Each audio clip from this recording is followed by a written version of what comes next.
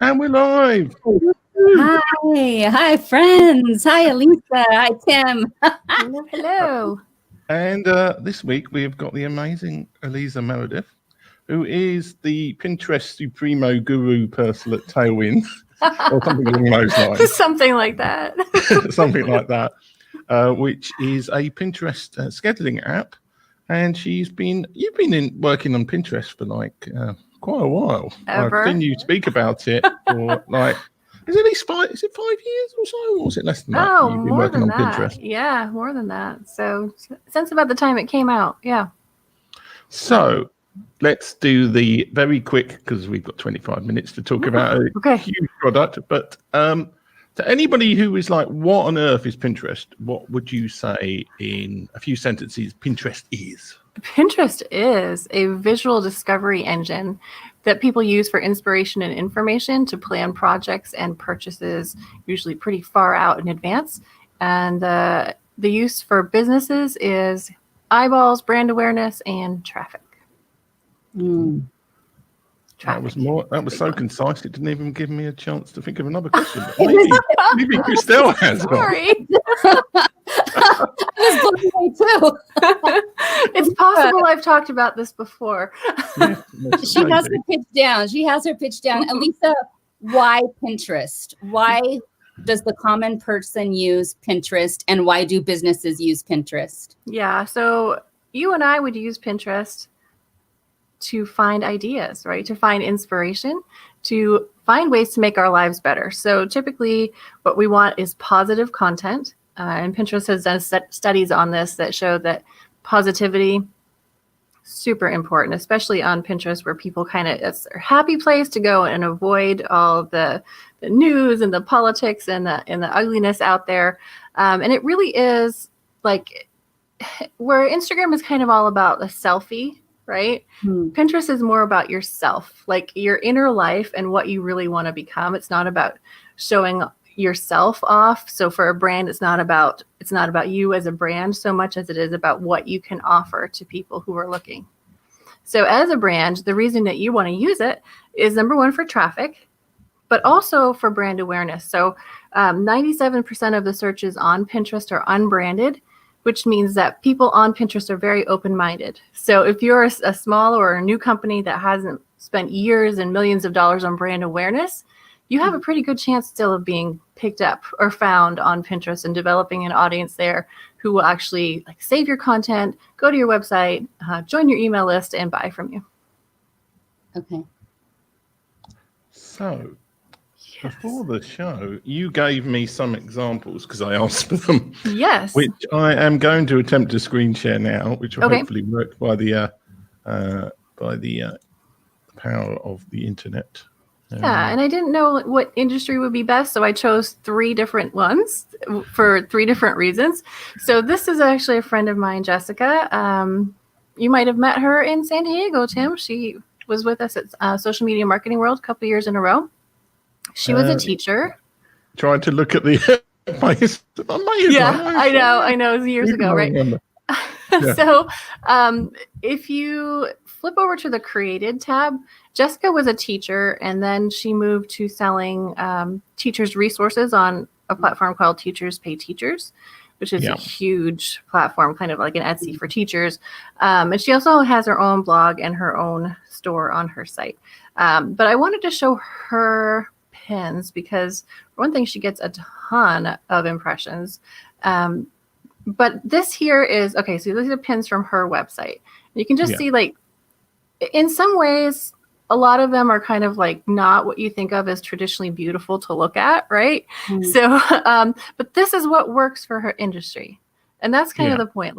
Look at what works. So when you're creating, Tailwind has a brand new tool called Tailwind Create, which will allow you to get thousands of pin design ideas, and then you can tweak the ones you want and use the ones you want. So try different things, but pay attention, because I'm guaranteeing that Jessica paid attention and learned what kind of colors, what kind of styles did really well for her industry. So what you'll see on there it's what is this content going to do for you? And that's what she tells people, and that's what works, right? So how to easily differentiate word problems when your child struggles with reading. So all these things tell you exactly what you're going to get. So I think she does a great job, even though like their colors are kind of bright and you know, it's a little bit garish color wise, but then in some ways it achieves the point, doesn't it? It does, and it almost kind of reflects that elementary school feel, right, with the primary colors, which is not something that you would do with other industries, but for this industry it absolutely works. Now, it's been a while since I looked at Pinterest, as I was saying to you. I'm sure it used to have boards the last time I was there. Yeah, and it still does. So when you landed on this site, it went directly to her shop tab because she has a communication between Pinterest and her site that pulls in her shoppable pin. Well, they're not shoppable anymore, but her products from her website with like updated pricing and updated inventory levels. So Pinterest definitely has changed, right? So they're trying to become more of an e-commerce platform. They're also trying to put more focus on the content creators. So if she didn't have the shop tab, you would have landed on her created. And created means it comes from your verified website. So they really want to put more of a focus on the content creators and what they're making. So it's saved like the traditional one then? Yeah. Okay. Saved is everything. So all of her pins, but then if you click into any of those boards, if you would click, just one of those. So you'll notice that most of the content comes from her site still, but she does save a little bit of other people's content. And I wanted to point that out because there's been it's been like 80-20 rule, right? So a lot of Pinterest teachers would teach you should save 80% of other people's content and 20% of your own. That's just never was true and is even less so now, where the focus really is on the content creator. So if you only saved your own content, that's fine. A lot of people like to save other people's content because, for one, maybe you want to go read it later. Like you're a real pinner too. Or they want to support a friend, and that's perfectly fine. But just realizing that no one's going to look at your account and think, oh, they're only saving their own content. That's so selfish or so spammy. That's not the way it is at all.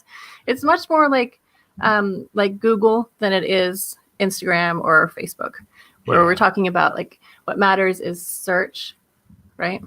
Yes. I'm glad you used this example, because so many people are homeschooling right now and they're going to look at this and say, oh, wait a minute, we can go on and find teaching sites for our child. Absolutely. And look how fabulous this is. This is beautiful. Alisa, you mentioned Tailwind. Can you briefly describe what that is and how we can use that? Yeah. So Tailwind is a platform where you can create, schedule, publish, and analyze all your Pinterest marketing. So it's really an all-in-one. And the create part is brand new. That just was released about a month ago, which really allows you to do it all in one place rather than having to create somewhere else, download, organize your files, and then upload them to Tailwind. So well, I think it's wonderful, but you do work there, so. Yeah, I do. I'm very partial, but to be fair, before I worked there, I still have a little marketing company, but every client I would take on, it was written into the contract I had to have Tailwind, because you just can't do Pinterest without Tailwind. And that was long before I joined the team. But the Create product really makes it easy to create gorgeous images if you're not a designer. Anyway, while you were saying that, I've moved on to the next example you sent me. Yes. Okay. I see her pins all the time. And I wanted to share this one because it's very different from the last one, right? There's no text on the images. A lot of kind of similar-ish images, which is really not the supposed ideal. But I kind of wanted to show that it just depends on your industry, right? I know her pins when I see them in the feed because they all have the same kind of lighting and the same staging. They're gorgeous. And I've only tried one recipe, but it was amazing. So the point here is photography matters, right? Yeah. So it's beautiful. I just want to make these beautiful things. But I think she can get away with no text on image and not even any branding because she's so distinctive. But for the vast majority of us, we do need to have some branding. So even if it's just your website URL or just a little logo, something to help build that brand awareness as your pins are going around. But kind of everybody knows her. So I just wanted to show the difference. Right. That's beautiful. That I just want to click on the drinks and see what's inside. Yeah. When working on Tailwind Create, there's a pin of hers called the Garden Cherry Bourbon Smash. Okay, so I use that in all the examples because Pinterest really doesn't want you to create 12 different pins that look kind of the same for the same article, because if they show up in the same search, it's just a terrible experience for pinners and they get annoyed. They could report you for spam. But what you can do is you can take your content and kind of frame it up for different audiences.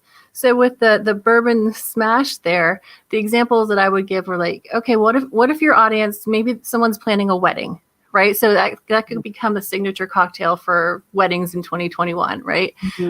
Or what if you want to reach like bourbon aficionados, right? It could be like your next favorite bourbon drink, right? So like framing it in different ways can help you reach a new audience and appear in new searches without like spamming Pinterest with all these way too similar images. Yeah, there were different types. I mean, the ones I clicked on, I know they used to be like recipe pins. Is this like a recipe pin? The one where go ahead and click on it. I don't know if hers is or not. Yep. So it's a recipe rich pin. Yep. Yeah. Okay. So what sort of other pins are there available, like types of, because traditionally it was just you clicked on it and it took you to a website, but now so you can still click on that and get to a website. There are product pins. So those will have, and this all comes from rich pins, which are pretty easy to set up. And then it will just pull from the metadata on your website. So this is all coming from her website here. Even the rating is coming from her website. You can do the same for products. And then there are blog post rich pins as well. Okay. So what I'm remembering about Pinterest, and I've been actually advised to use this for my own brand. So I'm going to go research you and what you're doing and all of that. But awesome. I remember back when people they were planning a wedding or planning to decorate their home and used their boards to plan that. Is that no longer happening? Oh, it's very much happening. Okay. Yeah. So we're looking at brands here, but the way that regular pinners use it is they find this content and they save it to their own boards. And some of them will save it to a group board. So if you were planning a vacation with friends, you might have a group board where you all put in the ideas you want, right? And then you can all comment on them or react to them. It's still very much a place for planning, and pinners plan way far ahead. So this year, usually Christmas, like holiday searches take off in maybe July or so. They started in April this year. It's just been a crazy year all around. But yeah, people on Pinterest start way early, like 90 days or so before a season or event. You'll see those searches start to trend up. Okay. So here's Lowe's. Yeah. So they have an interesting presence. If you scroll down a bit, if you go to, of course, they have a lot of shop pins, right? So this, again, that's like Jessica, they've connected their RSS feed, like their shop feed, to Pinterest. So it pulls in information every day. But if you go to created, okay, so what it looks like to me is that they advertise a lot on Pinterest. And when they advertise, they tend to add like the branding and the text on it. So I just wanted to show that because I do work with a Pinterest ad rep. And I've also looked at some of the studies Pinterest has put out, and just adding branding on your pin as opposed to just an image can increase your conversion rates tremendously. Adding text on image where it's helpful and provides context is similarly incredibly helpful.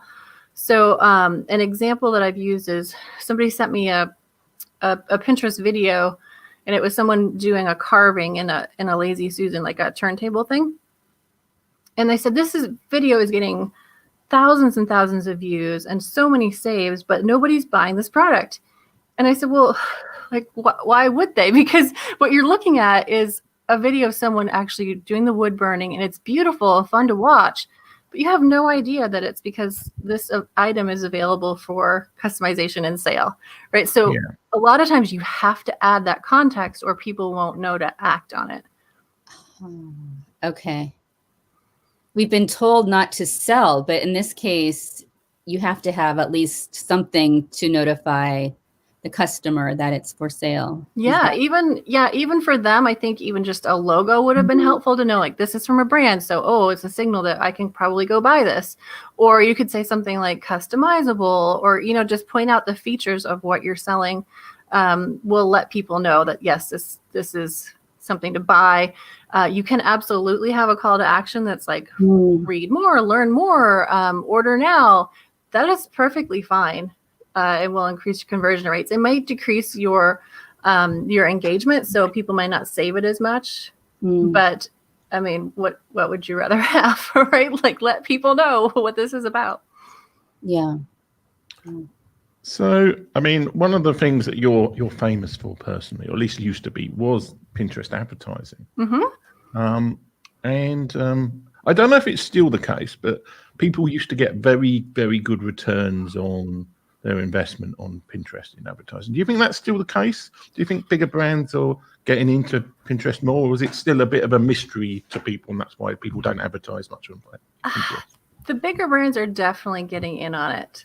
So especially this time of year, it can be very expensive. So the cost for advertising has gone up tremendously in the past several weeks, month or so, and it will just continue to until January 1st. So if you're interested in Pinterest advertising, start January 1st.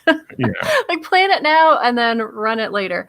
It can still be very affordable. So depending on the industry that you're in, one of the kind of complicating factors that came up was it used to be that, when you click on a pin, generally you click and you go right to you go to the close-up of it, right? So when you clicked on that recipe pin, we went to a larger version of it with all the ingredients, the description.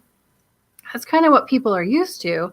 But when you have a Pinterest ad, what happens is they click on it from the home screen or a search result, and they go directly to the website. Yeah. So it's a little bit like, I loved it before because a person was kind of opting in, like, oh, okay, I see this, I see more information, I still want to go to the site. Whereas now it's like a lot of those clicks happen and then people bounce right off. Yeah. So it's trickier. I think you have to be more careful when you're advertising. But it's still, like, for Tailwind, we advertise on Pinterest, and it's definitely worth it for us. And it can be, but it's just not as easy as it was before. Yeah. So I've in the QR code in the corner, and I'm going to get the mirror in wrong. Down there. Yeah. If people, I've gone out of focus now. But that is a webinar that you've done for Tailwind, which takes people through. But very briefly, if somebody's maybe like Christelle, who's used Pinterest but hasn't used it for business or branding, what would you say are the first couple of things that somebody should do if they're seriously thinking of trying to build up, say, web traffic or something else on Pinterest for their business? Yeah, go to that webinar. I mean, it's a little long for a webinar. It's an hour, but it literally is everything you need to know to succeed. So it's from setting up your profile and optimizing that to your boards to how to create pins that work, all the way through how to analyze your results and improve. So definitely get the mind. I think the mindset is the hardest thing. So sometimes people will come into Pinterest thinking, all right, well, I know Facebook, I know Instagram, so I'm going to do that on Pinterest. And that just does not work at all. Pinterest, again, is more like a search, a visual discovery engine, has a lot to do with search and SEO. So think of it more like Google, right? So giving Pinterest the context about what your content is, what your pin is about, is incredibly important. And they really want to see that continuity from the pin, like everything on the pin. So the image itself, the text on the image, the title, the description, the board it's on, all the way through to your website. So they do check to make sure there's continuity there, because what they don't want is you to put up a pin about that garden cherry bourbon smash that leads to an article about kids' overalls, right? This is a terrible experience. So knowing that, like, the more continuity you can provide to Pinterest, the better your content will do. Yeah, I mean, I'm a little bit, funny enough, the changes to Pinterest probably helped me out a bit, because one reason I don't use it as much as I did is that I pinned all sorts of stuff just without looking at it years and years ago. And I was worried that a lot of it was just basically spam or stuff like in random boards. But now it's not so visible, all the old stuff that I used to do.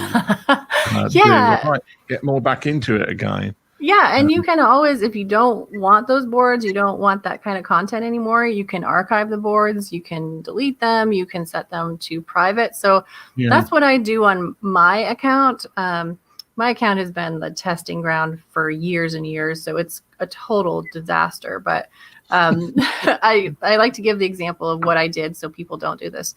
I kind of started out, it was all personal stuff I would save, and then I did all business. Then I did a combination. Then I was like, oh, well, I guess I'll do business. In doing so, I attracted followers of all kinds, right? Who were more interested in like the workout pins that I saved than the Pinterest content that I would share, right? So then my Pinterest content gets no engagement, and Pinterest decides, ooh, I probably shouldn't distribute this because her followers aren't interested in it. So basically, like, try to stay focused on things that will serve your business needs. And if you want to use the account for yourself too, which I do, I just keep all those personal boards private, and then, it doesn't attract the wrong followers. Yeah. Tim, I'm in your boat. I'm going to have to do the same thing and start over and listen to Alisa's advice. Alisa, we need to end the program quite soon here. So tell our followers and our audience where they can find you. Yeah, so I blog on tailwindapp.com from time to time, or on the socials. You can find me, Alisa M. Meredith, on Twitter and Instagram.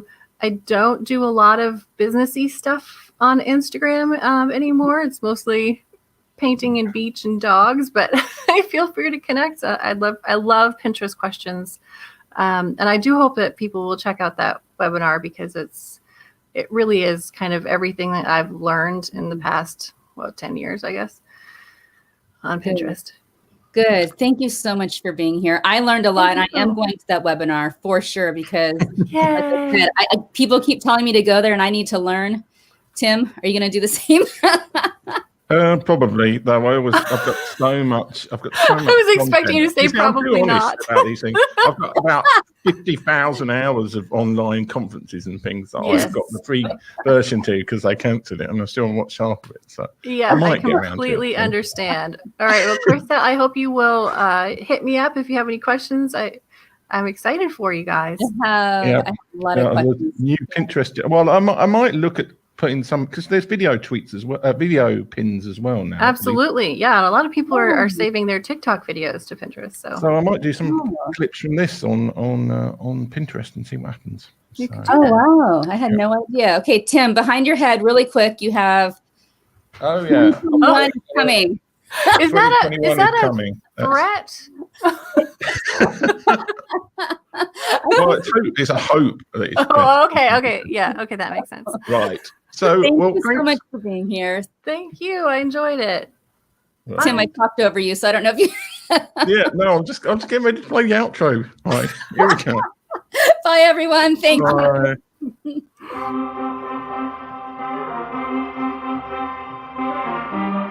This is terrifying for me. I've made more money in the last 3 years than I did in the previous 7. Cliche shit,